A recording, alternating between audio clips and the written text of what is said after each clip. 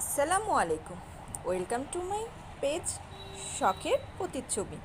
আজকে আমি আপনাদের দেখাবো এই সুন্দর কোরআন শরীফের কাবারটি।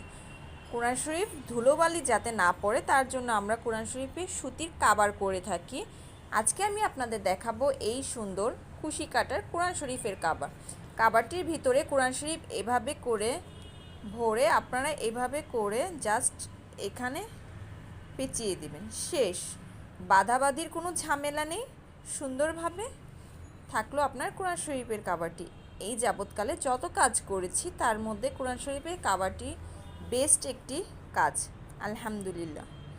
অর্ডার করতে চাইলে মেসেজ করে দেন।